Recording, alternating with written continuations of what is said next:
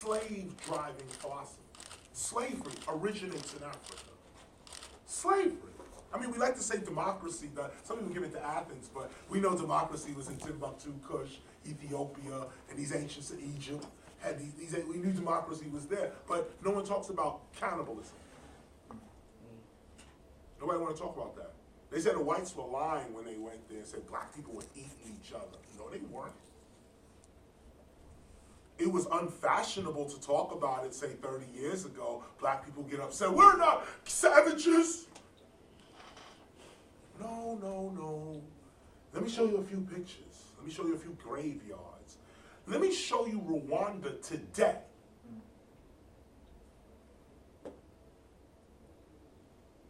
Now bring this all the way back to God. If I could teach people one thing, it would be what I've learned. God is a force. My latest conclusion on God is that the human mind may actually produce God. That both the atheist and the believer is right. The atheist, there is no God. You're right. There is no God. The believer, there is a God. You're right. You're it. I'm now at the point where the human mind, under a certain degree of stress, produces God for human survival.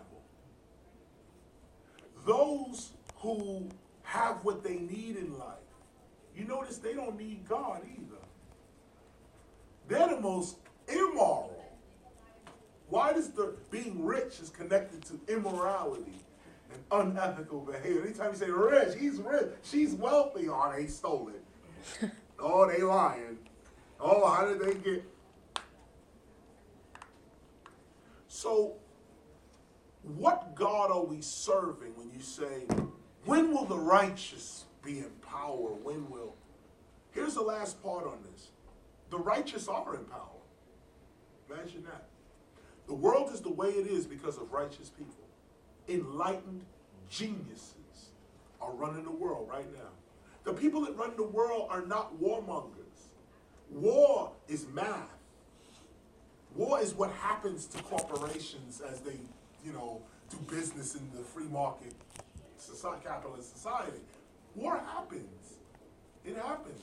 It's not bad. It just happens. It's a part of business. It's actually the ultimate competition. It's actually natural to war. Now, those who don't want to fight detest war. And society should be looking at that. Those who fight should be looking at those who seek peace. And those who seek peace should be looking at those who are willing to fight. In fact, we should be supportive of each other's interests. Me, on the other hand, I grew up in the hood. So I don't have the luxury of being peaceful or violent.